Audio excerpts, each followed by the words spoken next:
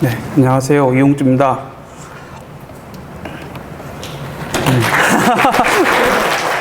아니, 사실 박수 받으려고 했던 건 아닌데, 생각보다는 많은 분들이 오셨어요. 왜냐하면 저도 이제 듣고 싶었던 세션들 중에 2개나 같은 시간대에 있더라고요. 그래서 나도 관심이 있는데 왜 나보다 딴 데를 들어가시겠거니 했는데 그래도 많이 와주셔서 감사하고요. 네, 저는 이런 사람입니다. 지금 저를 머신러닝 엔지니어라고 하고요. 프로 디텍션 시스템이나 소프트웨어 디펙 프레딕션 하는 프로젝트들을 했었고요.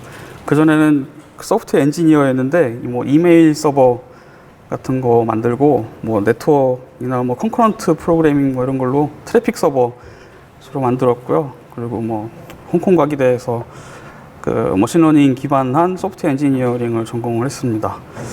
혹시 작년에 제 세션에 오셨던 분 계신가요? 국회의원. 이분은 지금 손 안 들고 계시는데 제가 창피한가 봐요. 제가 그럼 작년에 왜 들어왔는지 여쭤보는지를 아실 것 같은데요. 왜냐하면 제가 발표를 하면서 눈을 둘 곳을 필요해가지고 2분께 제가 시선을 맞추도록 할게요. 자, 오늘은 이런 아웃라인으로 얘기를 할 거예요. 이게 그러니까 처음에 그러니까 문제를 정의를 하고, 그 다음에 그 문제를 해결하기 위해서 피처 익스트랙션, 세그멘테이션, 클러스터링이라는 과정을 거칠 건데,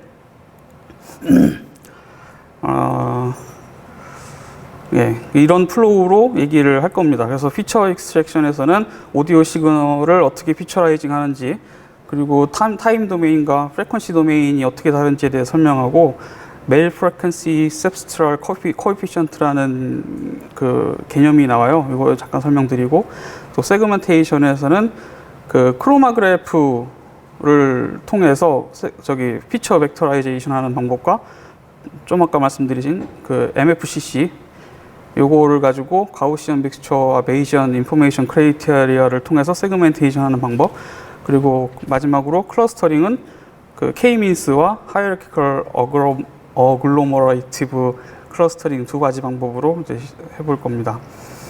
이게 좀 말은 되게 어려워 보이는데 그렇게 어려운 내용들이 아니고요. 그리고 되게 오래된 것들이에요. 이제 백투 베이직이잖아요. 막 60년대에 만들어진 알고리즘 이런 것들이고, 요즘에 트렌디한 것들과는 전혀 멀지만 여전히 되게 중요하고 여러 가지 문제들을 해결할 수가 있는 그런 개념들입니다. 거의 대부분 예시와 그림들 다 직접 제가 그린 것들이고요. 가져다 쓴 경우는 그 밑에다가 크레딧을 명시를 했어요. 그리고 모든 슬라이드가 다 영어인데, 이게 다른 이유가 아니라 이렇게 나중에 보신 다음에 그걸 찾을 수 있도록 그렇게 한 거거든요. 왜냐하면 이 키워드나 어떤 명사든 동사든 영어가 아니면 찾을 수가 없어요. 국내 한글로 된 자료는 별로 없고, 있어도 번역된 자료이기 때문에 좀 더 어떤 나중에 향후에 배움의 확장성 이런 면에서 영어로 써야 되는 게 맞다고 저는 생각을 해봤습니다. 잠깐 옛날 재미있는 일화가 있었는데요. 제가 한참 개발자로 열심히 일할 때 리차드 스티븐슨이라는 사람의 책을 되게 좋아했어요. 어드밴스드 프로그래밍 인 유닉스 인바이러먼트, 무슨 TCP/IP 일러스트레이티드, 요즘에는 별로 얘기 안 하는데 옛날에는 어떤 고전 같은 책이었거든요. 근데 이걸 팀원들하고 같이 이 책을 가지고 세미나를 하는데, 이 책에 이제 IPC, 그러니까 인터프로세스 IPC, 프로세스 커뮤니케이션이라는 그런 프로세스 간 통신 방법 중에 메시지 큐라는 게 있어요. 아마 들어보신 분들 많을 거예요. 근데 세미나를 하는데 어떤 사람은 메시지 큐라고 하고, 번역책을 읽은 사람은 메시지 대롱이라고 하는 거예요, 이거를. 그러니까 번역하는 사람마다 메시지 큐를 메시지 대롱이라고도 하고, 다른 말로도 하고, 이러니까 이제 소통이 안 되는 거죠. 이런 문제들이 굉장히 많거든요. 그래서 이게 영어를 더 좋아해서라기보다, 혹은 뭔가 더 되게 잘나서가 아니라, 이런 용어들은 그냥 영어로 쓰는 게 더 확장성도 있고 소통도 잘 되고 한다는 게 제 평소 소신입니다. 부끄럽지만. 자, 그러니까 어떤 사람들이 얘기하는 거에서 스피커 다이어라이제이션이라는 어떤 학계의 프로블럼이 있어요. 이게 1990년대부터 한 20년 동안 활발하게 이제 연구됐던 어떤 그 스피치 레코니션 그런 문제인데, 그 오디오 시그널을 그 스트리머하고 그 스트리머된 것들을 호모지니어스 세그먼트, 그러니까 일관성 있는 그 같은 스피커, 여기 세그멘테이션 부분에 노란 부분이 이제 칸이 나눠져 있잖아요. 그게 같은 스피커, 누군지는 모르지만 같은 스피커 단위로 이제 쪼개진 거예요. 그 다음에 그 각각의 세그먼트들이 뭐 문재인인지 심상정인지 안철수인지 이렇게 같은 스피커들끼리 묶어내는 거를 클러스터링이라고 하죠. 그래서 이렇게 오디오 스트리밍하고 세그멘테이션하고 클러스터링하는 3단계 과정을 거치는 것을, 그래서 이렇게 스피커를 아이덴티피케이션 하는 거를 스피커 다이어라이제이션이라고 합니다. 여기 어떤 논문을 찾으실 때 이 키워드가 굉장히 중요해요. 다이어라이제이션이라는 이 말은 어디에도 안 나와요. 요 논문들에만 쓰이는 용어입니다. 새로 만들어진 거기 때문에 이런 용어들이 되게 중요하다는 거죠. 말씀드린 대로 굉장히 활발히 연구된 문제인데 아직도 이 정복되지 않은 문제이기도 해요. 왜냐하면 그 최고 좋은 성적, 그 퍼포먼스를 내는 논문도 그 DER이라고 하는데 다이어라이제이션 에러 레이트라고, 이게 10%를 넘습니다. 그러니까 뭐 요즘에 되게 계속 어떤 머신러닝 알고리즘도 계속 발전을 하잖아요. 그러다가 요즘에는 뭐 딥러닝 같은 것들이 각광을 받고 새로운 테크닉이 개발이 되면 그 테크닉을 활용해서 과거의 문제들을 풀겠죠. 그러면서 점점 더 이 퍼포먼스가 개선이 되고, 그런데 20년이나 연구가 됐음에도 아직도 정복되지 않은 문제라는 점에서 꽤 이제 흥미롭죠. 이 제가 그렇게 뭐 날고 기는 분들이 정복하지 못한 거를 제가 금방 정복할 수는 없고, 저도 이제 흥미를 갖고 이제 보다 보니까 생각보다 되게 간단한 것들을 가지고 문제를 풀 수 있구나. 그래서 그 테크닉들을 소개해 드리려고 이 자리에 온 겁니다. 타임 도메인과 프리퀀시 도메인에 대해서 잠깐 설명을 드려야 되는데요. 우리가 이제 시그널이 왼쪽에서처럼 맨 위에 시그널 1과 시그널 2가 섞여서 이 시간축에 따라서 이렇게 앰플리튜드가 더해져서 녹색 선을 만들게 되죠. 근데 오른쪽에 그래프를 보면 그 녹색 선을 이렇게 타임 도메인에서 프리퀀시 도메인으로 틀어버리는 거예요. 그러면은 우리가 타임 도메인에서는 그냥 녹색 선에 대한 시간에 따른 그 시그널의 앰플리튜드만 있었던 게 프리퀀시 도메인으로 이렇게 딱 틀어주면은, 틀어주세요. 네. 그러면 각각 시그널에 대해서 성분도 나오고 그 시그널 주파수에 대해서 앰플리튜드도 나오거든요. 그래서 이제 다른 그림인데, 이 왼쪽에 있는 타임 도메인에서 보면은 저 그냥 시간축에 따라서 어떤 그 뭐 볼티지, 뭐 앰플리튜드 데이터만 이렇게 평면적으로 나오는 반면에, 오른쪽에 프리퀀시 도메인으로 이렇게 틀어서 보게 되면 각각의 주파수 성분에 따라서 앰플리튜드까지 나오는 3차원 데이터로 만들 수가 있게 돼요. 이렇게 되면 그 주파수 도메인에서는 그 각각의 주파수 성분들이 따로 분리가 되고 주파수별로 앰플리튜드가 따로 볼 수 있기 때문에 시그널에 대해서, 오디오 시그널에 대해서 피처라이즈 하는데 더 유리하겠죠. 그래서 우리는 앰플리튜드, 그러니까 그 타임 도메인 대신 프리퀀시 도메인으로 데이터를 변환해서 사용합니다. 그때 사용하는 게 이제 프리웨트인 트랜스폼이라고 굉장히 혁명적인 기술이었고, 그 혹시 대학교 때 뭐 이런 전공하셨으면 굉장히 애먹으셨을 거예요. 저도 라플라스하고 프리레하고 이런 쪽 전공하는 사람들이 제일 싫어하는 과학자들인데요. 뭐 다른 얘기였고요. 그래서 그렇게 PD에 변환된 거를 프레임이라고 하는데, 보통 25ms에서 30ms 정도의 그 단위로 이렇게 쪼개요. 그런 다음에 그거를 한 10ms 정도 오버래핑 되는 윈도우 프레임으로 이렇게 움직이면서 그걸 PD에 변환을 하고, 그 주파수 도메인 나온 거에 대해서 그 파워 스펙트럼을 만들죠. 그거가 이제 스펙트로그램이라고 하는 거예요. 다음 슬라이드에서 보실 텐데, 그 스펙트로그램이라는 거에 대해서 우리는 픽처 벡터를 뽑아내게 됩니다.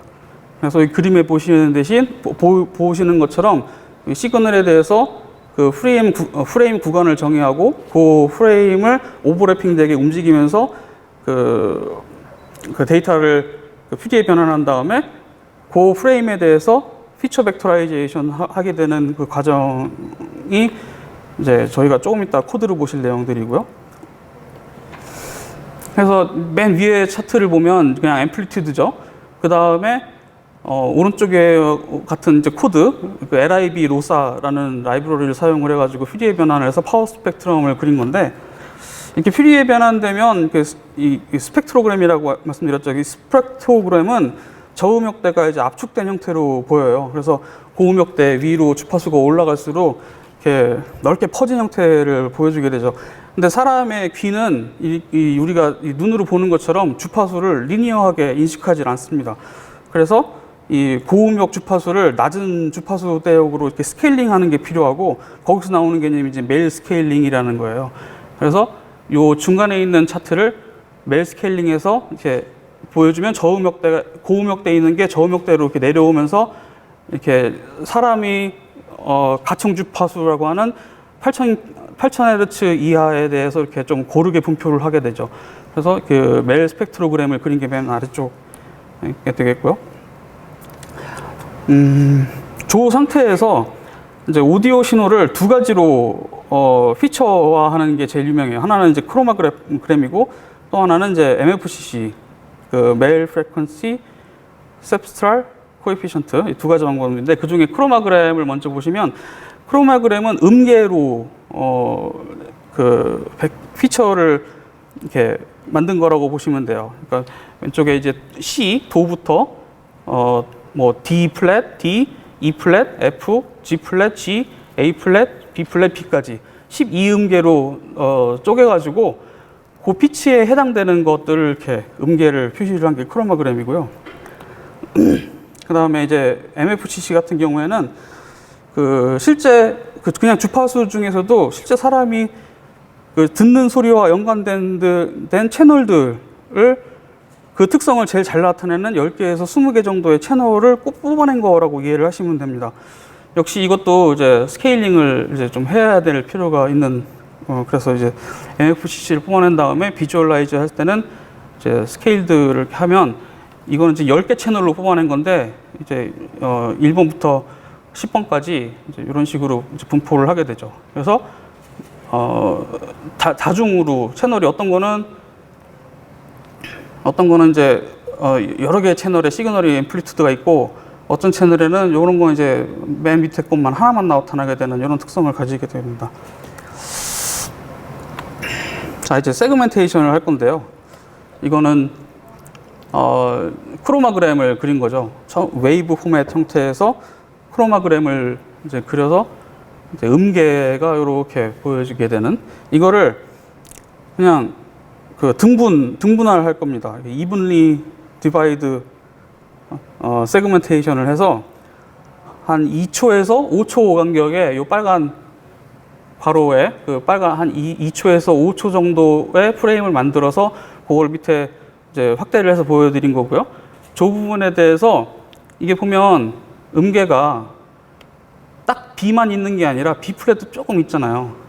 A만 있는 게 아니라 A 플랫도 있고, 여기는 뭐 이렇게 약간 그 딱 정확한 음역만 나온 게 아니기 때문에 요 축에 대해서 앰플리튜드가 제일 강한 시그널들만 뽑아내 가지고 이렇게 그린 거예요. 그럼 각각의 시간에 대해서 요 앰플리튜드가, 그러니까 B 음계는 한 번 나왔죠. 그리고 A는 2번 나오고, A 플랫은 역시 3번 나오고, G 플랫은 5번 나오고, 이거를 히스토그램화 합니다. 카운트를 해서 이제 그러면 요게 이거는 카운트고, 여기는 X축은 그 12개 음계에 대한 그 히스토그램 차트가 되는 거죠. 이걸 카운트 벡터라이제이션을 해가지고 우리는 피처화 한 거예요. 그러면 저 윈도우를 쭉 따라 옮겨가면서, 아까 뭐 가령 2초라고 한다면은 이게 전체가 30초니까는 한 뭐 15개 정도의 피처가 나오겠죠. 그러면 이 밑에 보이시는 것처럼 C부터 B 12음계에 대해서 그 각각 프레임에 대한 벡터들이 쭉 나와요. 그래서 12 by 10n개의 그 매트릭스를 만들 수가 있게 돼요. 이제 등분할된 세그멘테이션을 한 거고요. 그렇게 해서 피처 매트릭스를 만들었습니다. 그럼 피처 매트릭스를 만들어서 클러스터링을 할 건데 그냥 K-민스로 클러스터링을 간단하게 한다. 이거 작년에도 제가 보여드렸던 그림인데요. K-민스에 대해서 워낙에 요즘엔 많이 아시지만 다시 한번 설명을 드리면 일단 뭐 두 개의 클러스터로 이 점들을 클러스터링을 한다면 임의로 랜덤하게 센트로이드 포인트를 지정을 하고 그 센트로이드에서 가까운 점들로 묶어서 이제 이 점들은 이제 오른쪽 센트로이드에 가깝고 이 점들은 왼쪽 센트로이드에 가까워서 클러스터링을 한 다음에 요것들만의 중심점으로 센트로이드를 다시 설정하고 다시 또 각각 점들과 이 센트로이드의 그 거리를 계산을 해서 또 다시 가까운 애들끼리 이 클러스터링을 하고 이 과정을 계속 루프를 돌면서 센트로이드가 일정 스레시홀드 이하로 움직일 때까지 루프를 계속 도는 거예요. 아이고. 네, 그렇게 해서 K-민스 클러스터링을 하게 되는데요. 그런 식으로 해서 우리가 뭐 가령 이게 이 대선 토론이라는 게 룰이 있기 때문에 이게 여러 사람이 번갈아 가면서 얘기를 하지 않아요. 한 사람이 한 2분 얘기하고 그 다음 사람이 뭐 3분 얘기하고 막 이런 식으로 되거든요. 그래서 이 긴 텀을 하기는 좀 어렵지만 한 1분 단위로 두 사람이 토론을 해서 뭐 그거를 이제 세그멘테이션하고 클러스터링을 하는 과정을 이제 한다면 우리가 2명이라는 걸 알고 그걸 아까처럼 그 피처 매트릭스를 만들고 그 피처 매트릭스에 대해서 카운트 벡터라이제이션 한 것을 유클리디언 디스턴스로 K-민스 알고리즘을 이제 돌리면 요 심상정과 유승민 후보의 그 토론했던 게 그 프레임들이 이렇게 나눠지게 됩니다. 그 다음에는 이 프레임들을 그 시간 순으로 그냥 재생을 하면 되겠죠. 이제 파란 거는 이제 유승민 후보의 저기 프레임들은 요것만 떼어가지고 프레임을 재생을 하고 그 심상정 후보의 프레임들만 이제 뽑아가지고 시간 순서대로 재생을 하면 그 사람 것만 이제 들을 수가 있겠죠. 혹시 시간이 남는다면 끝에 한번 들려드리기로 하고요. 근데 이 방법은 문제가 있어요. 사실은 이거는 이제 좋은 방법이 아니에요. 이거는 제일 이해하기 쉽고 와닿기 때문에 예제를 만들었을 뿐인데 왜냐하면 이 대선 후보가 5명이었잖아요. 남자 4세, 여자 1였어요. 여자는 좀 피치가 높잖아요. 남자는 낮고. 그러면 남자들끼리는 구분이 안 되겠죠. 이건 지금 뭐 2명 가지고 했으니까 어느 정도 됐다고 하지만 사실 이것도 잘 되지도 않습니다. 왜냐하면 이게 딱 그림에서 보시면 아시다시피 클러스터가 명확하게 나눠지지 않고 중간에 있는 게 애매해요. 이 중간에 있는 애들이 이제 에러를 내기도 하고요. 그리고 또 심상정 후보는 여성분이지만 목소리가 낮아요. 그래서 남자하고 잘 구분이 안 돼요. 그러니까 피치로 이렇게 클러스터링을 한다는 것 자체가 조금 잘 안 맞는 피처라이징 방법입니다. 그리고 목소리가 섞일 수가 있어요. 아까 2초에서 5초로 세그멘테이션 한다고 했는데 사실 1초만 해도 상당히 많은 말을 할 수가 있거든요. 많다고 보기는 어렵지만 생각보다는 긴 시간이에요. 2명이 얘기하기에도 충분합니다. 그래서 만약에 우리가 2초로 나눴을 때 2명이 동시에 얘기를 한다면 목소리 큰 사람이 이기겠죠. 왜냐하면 아까 우리가 앰플리튜드를 가지고 맥시멈 앰플리튜드로 이제 피처를 만들었잖아요. 근데 만약에 전반 1초와 후반 1초에 심상정이 1초 얘기하고 후반에 유승민이 1초를 얘기했다면 그거 역시 뭐 좀 더 센 사람 쪽으로 클러스터로 그 세그먼트가 가서 붙겠지만 결국에는 나중에 틀어보면 두 사람의 목소리가 섞여 있겠죠. 딱 정확하게 그 1초 이렇게 해가지고 심상정과 유승민을 구분해 주지를 못해요. 이 방법은 아주 기초적이지만 이게 좋은 효과적인 방법은 아니고 그래서 이제 우리는 MFCC를 가지고 이 가변적인 세그멘테이션을 할 겁니다. 지금까지는 크로마그래프로 피처 벡터를 만들고 그 크로마그램에 대해서 등분할된 세그먼트에다가 K-민스를 적용을 했지만 이제는 MFCC로 피처 벡터를 만들고 그다음에 가변적인 세그멘테이션을 해서 처음에 소개드린 것처럼 하이라키컬 클러스터링을 할 거예요. 이 가변적인 세그멘테이션은 이렇게 스피커와 스피커 사이에 변환되는 지점을 찾는 게 중요합니다. 그래서 이걸 어떻게 할 거냐? 이제 가우시안 믹스처 모델이라는 게 여기서 나오는데, 이거는 이런 거죠. 두 사람의 목소리가 있는데 그 사람의 목소리들을 MFCC로 변환을 해서 그 MFCC의 가우시안 분포를 그려보면 서로 그 가우시안 모델이 달라요. 예, 민과 베리언스가 다르고 또 다른 사람은 또 다른 민과 베리언스에서 분포를 하게 된다는 거죠.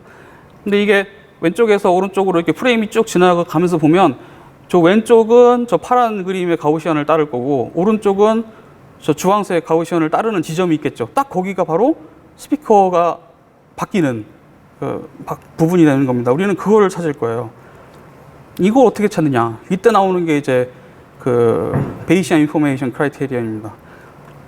이건 조금 이제 개념 설명이 필요한 부분인데요. 이제 BIC라고 흔히 줄여서 부르고,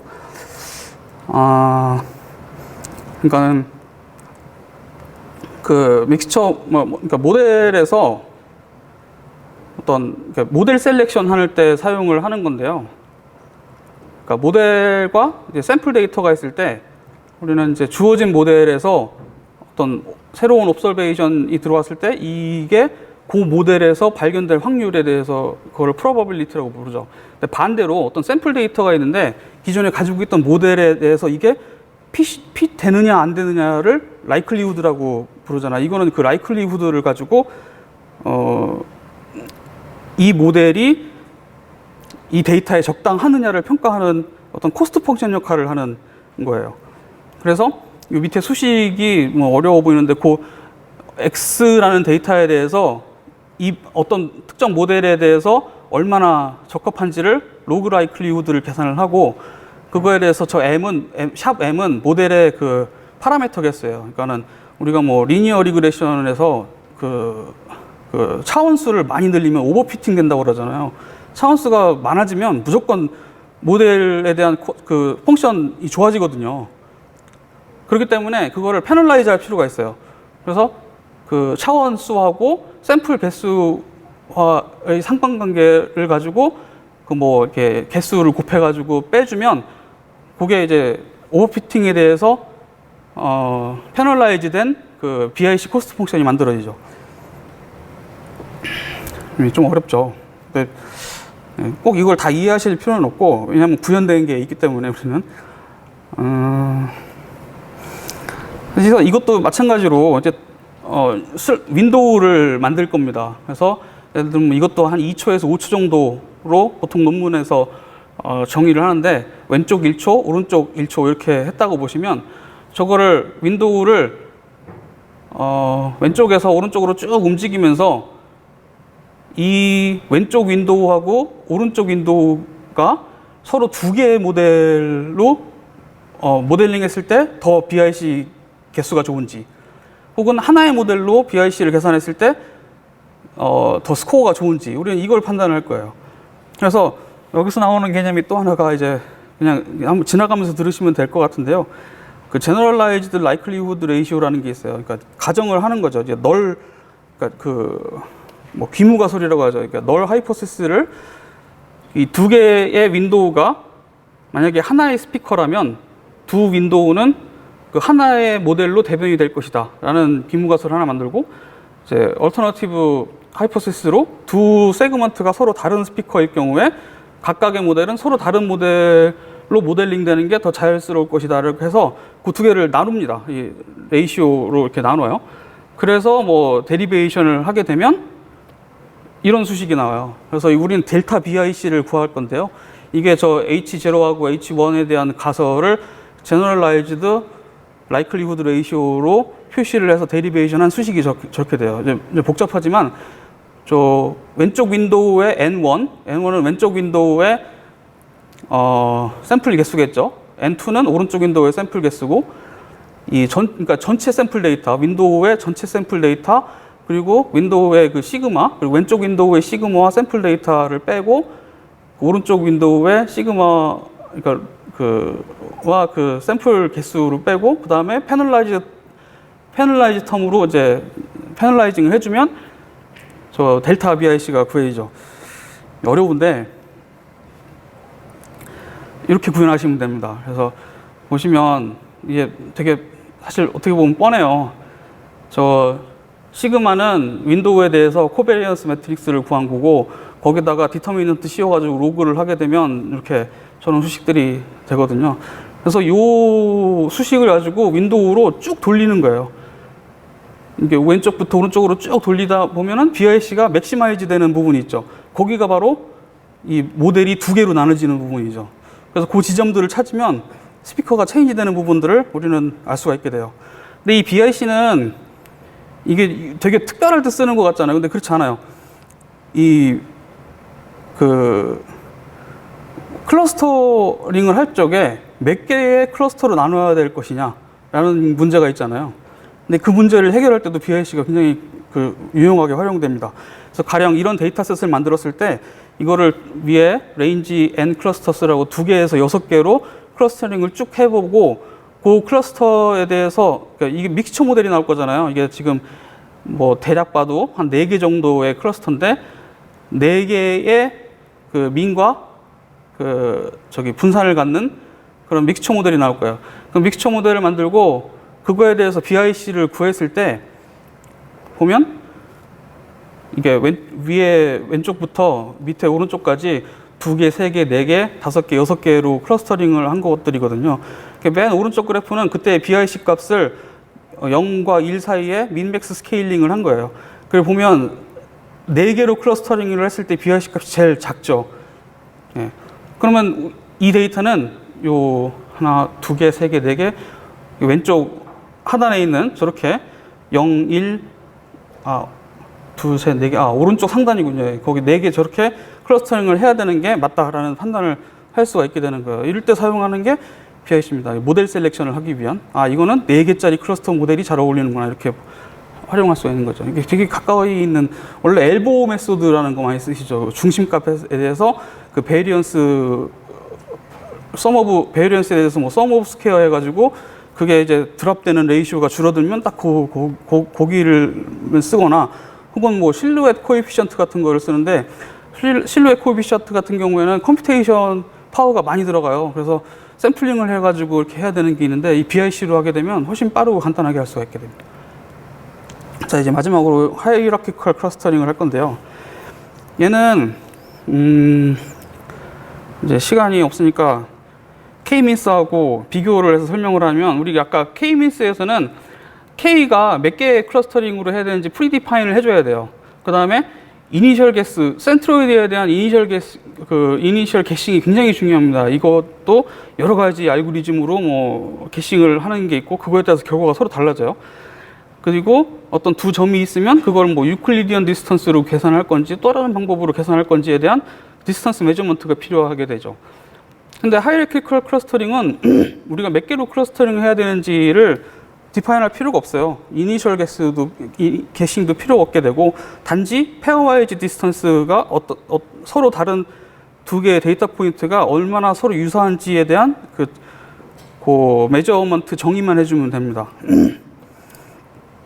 그래서 이거를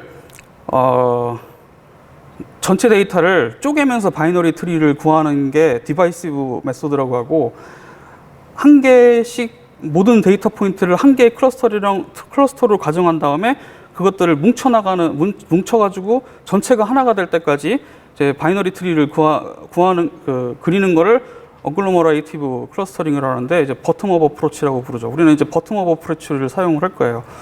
이거를 좀 더 설명을 드리면 전체 각각의 데이터 포인트를 한 개의 각각의 클러스터라고 일단 보고 이터레이션을 도는데 제일 가까운 페어를 찾아내서 머지를 하고 그 머지한 거를 또 다른 클러스터로 정리를 하고 또 전체 에서 제일 가까운 클러스터를 또 머지를 하고 이걸 계속 도는 거예요. 그래서 모든 데이터 포인트가 하나의 클러스터가 될 때까지 반복을 하거나 혹은 뭐 디파인된 스레시홀드가 밑에 거리 메저가 디파인된 스레시홀드까지 그거를 이렇게 넘는 초과할 때까지 그냥 그 이터레이션을 계속 도는 거죠. 그래서 예제가 또 있는데 11개의 데이터 포인트가 있어요. 여기 보시면 이제 여기 0번부터 해서 여기 클러스터가 또 하나 있고 여기 또 하나 있고 5번 하나 있죠. 이게 각각의 인덱스입니다. 0번부터 10번까지 11개의 데이터 포인트예요. 이거를 이제 사이파이에 있는 그 하이라키컬 클러스터링을 위한 함수들을 사용을 할 건데, 요 p 디스턴스는 각각의 0부터 11과 0부터 11의 매트릭스를 구해서 이렇게 시메트리컬한 그 디스턴스 매트릭스를 그려줍니다. 이게 페어와이즈 디스턴스거든요. 그래서 가령 0과 0 사이는 똑같은 점이니까 거리가 0이죠. 1-1도 마찬가지겠고요. 그러면 0번과 1번은 3.41. 이건 유클리디언 디스턴스로 계산을 한 거거든요. 그렇게 디스턴스 매트릭스를 쭉 그려요. 그래서 이 매트릭스에 대해서 스퀘어 폼으로 출력해라. 이렇게 해주면 이런 형식으로 나오게 되고요. 그 다음에 이제 링키지라는 개념이 나오는데, 클러스터에 그러니까는 클러스터와 클러스터의 거리를 정의할 때 이 클러스터의 중심점과 다른 클러스터의 중심점과의 거리를 할 건지, 혹은 그 두 클러스터의 제일 가까운 포인트의 거리를 계산할 건지, 혹은 두 클러스터의 제일 먼 포인트의 거리를 계산할 건지, 이런 거를 뭐 싱글 링키지, 에버리지 링키지, 뭐 컴플릿 링키지 이런 식으로 디파인을 하는 것들이 있거든요. 근데 디폴트는 싱글 링키지라고 두 클러스터가 있었을 때 제일 가까운 점들을 거리를 계산해서 두 클러스터의 거리를 계산을 해요. 이거는 싱글 링키지로 해서 계산을 한 거고요. 이거 보시는 방법이 조금 복잡한데요. 이게 7번과 8번 데이터 포인트의 거리가 0.3이고 하나의 클러스터가 만들어지는데 이게 11번 클러스터가 됩니다. 그래서 11번 클러스터에는 두 개의 데이터 포인트 7번과 8번이 들어가게 되고, 또 1번과 10번 데이터 포인트 거리는 0.5고 또 하나의 이게 11번 클러스터가 되고 이게 12번 클러스터가 되는데요. 요게 그 두 개가 포함이 되어 있고, 그 다음에 가까운 거리에 있는 데이터 포인트들이 3번과 조금 전에 만들어진 요 12번이 또 0.5 거리가 나오고, 그럼 데이터 포인트는 3개겠죠. 왜냐하면 1번, 10번, 3번이 하나의 저기로 머지가 되니까, 그럼 12번은 3개가 되고, 그런 식으로 쭉 이렇게 해서 19번 클러스터까지 나오게 되는 거고요. 이거를 이제 덴드로그램이라고, 그렇게 1번과 10번을 만들고 이게 11번이 되면 13번과 여기 11번이 합쳐지고, 4번이 다시 12번과 합쳐지고, 2번이 또 합쳐지고, 9번이 합쳐지고, 그 다음에 가까운 애들은 7번과 8번이 약 0.27 정도 되는 거리로 합쳐지고, 또 6번이 요 클러스터 합쳐지고 하는 그 과정들을 덴드로그램으로 그리게 되는데, 이게 데이터 분석할 때 굉장히 유용하게 사용이 돼요. 좀 다음 슬라이드에서 보시면 아시겠지만, 얘는 똑똑하게도 한 3개 정도 녹색과 빨간색과 파란색으로 파란색 클러스터는 5번 포인트 하나밖에 없겠지만, 어쨌든 이렇게 3개로 나누면 되겠다라고 판단까지 해주지만, 그냥 눈으로 보기에도 요거는 이제 3개로 클러스터링을 했을 때 각각의 녹색으로, 아까 처음에 보셨던 차트를 녹색으로 보고 빨간색으로 컬러링하고 요 하나만 파란색으로 컬러링을 한 거거든요. 만약에 얘를 여기서 끊었다면 4개로 쪼개지겠죠. 그러면서 0번이 따로 떨어져 나와서 새로운 클러스터로 디파인이 되겠고, 근데 우리가 여기서 3번, 이 클러스터를 3개로 쪼개는 이유는 요 거리가, 5번의 거리가 지금 한 1.4 정도 되는데요. 요게 다른 녀석들의 거리보다 더 길기 때문에, 이쯤에서 클러스터링을 멈춰야겠다라고 해서 여기를 이렇게 이제 끊게 되는 거예요. 그래서 이 덴드로그램으로 그려보면 클러스터를 몇 개로 나눠야 되는지에 대한 어떤 내추럴 클러스터 하는 방법에 대한 그 개념, 내추럴 클러스터링 할 수 있는 그런 어떤 분석 도구가 되는 거죠. 그리고 또 하나는 이제 아웃라이어 디텍션을 할 수가 있게 되는데, 얘 같은 경우에는 다른 것들은 뭐 다 이제 1 미만의 거리 또는 좀 더 톨러런스를 넓혀가지고 1.25 거리 이하로 그 거리 분포를 가지고 있는데, 얘 혼자만 1.5 가까이 거리가 나오잖아요. 게다가 클러스터에 자기 혼자만 포함이 돼 있어요. 그러면 얘는 뭔가 이상점이다 해서 우리가 아웃라이어 디텍션 하는데도 이제 사용을 할 수가 있게 됩니다. 그래서 데이터 분석하는데 되게 유용하게 쓰일 수 있는 베이직한 그 클러스터링 방법이라는 거. 이게 67년인가 뭐 그때 처음 발표된 거예요. 우리가 간과하고 있지만 너무 트렌디한 것보다 이렇게 오래됐으면서도 유용한 것들이 있다는 거. 그럼 이게 도대체 이 클러스터링하는데 어떻게 사용이 되냐면, 우리가 아까 이제 세그멘테이션을 했어요. BIC로 체인징 포인트 디텍션을 해가지고 이제 세그먼트들을 나눈 거예요. 그럼 각 세그먼트들은 동일한 사람들의 목소리에 각각의 클러스터라고 일단 하나 보고, 체인징 포인트들이기 때문에 이웃하지 않는 세그먼트 중에서는 같은 사람 목소리일 수가 있겠죠. 그러면은 이거를 버텀업 클러스터링으로 해가지고 같은 사람들끼리 묶어줄 겁니다. 그 방법으로는 이렇게 가정을 했을 때, 이게 각각 색깔별로 같은 사람이라고 가정을 했을 때, 예를 들면 클러스터 2번과 4번은 같은 사람의 목소리이기 때문에 아까 우리가 설명했던 델타 BIC를 구하면 그게 서로 다른 2번과 3번처럼 서로 다른 목소리일 때보다 값이 작겠죠. 예. 그러니까 같은 모델이냐 다른 모델이냐 이 차이로 값이 델타 BIC가 더 크고 작고가 나오기 때문에 요거를 순서를 나눠서 소팅을 해가지고 이 세그먼트와 세그먼트에 대해서 이제 BIC 매트릭스를 구한 다음에 여기서 제일 작은 값들로 뽑아서 2번과 4번이 제일 작아서 하나를 묶고, 그러니까 7번 클러스터를 만들고, 그 다음에 이제 요걸 또 업데이트를 하고, 그러면 업데이트된 것 중에서 제일 또 작은 게 7번과 이제 6번 되고, 그 다음에 또 제일 작은 게 이 3번과 5번이 제일 작은 델타 BIC 값을 갖게 되고, 이런 식으로 클러스터링을 하게 됩니다. 전체를 다 하나가 될 때까지 클러스터 11번까지 만들 수도 있지만, 우리는 이제 BIC가 스레시홀드 0값보다 작을 때까지만 하면 돼요. 거기서 딱 멈춰주면 스피커가 3명이다. 스피커 C1과 C8, C9 이렇게 3명이다라는 걸 알 수 있게 되고, 각각을 그룹핑 해가지고 묶어낼 수가 있게 되는 거죠. 제 내용은 여기까지인데, 이런 레퍼런스들을 참고하시면 돼요. 그 LIB 로사라는 거는 이 오디오, 그러니까 이런 스피치보다는 음악 쪽에 더 많이 사용되는 라이브러리 같아요. 여기 도큐멘트들과 그 API 도큐멘트는 저기서 보시면 되고요. 이 크로마그래프로 해서 세그멘테이션 했던 거, 그거는 이 머신러닝 위스 텐서플로우라는 책을 참고를 했어요. 근데 여기에는 이제 텐서플로우로 구현을 했는데 잘 안 들어갑니다. 좀 보시는데 좀 책이 재밌기는 한데 이게 좀 예제들이 약간 좀 그래요.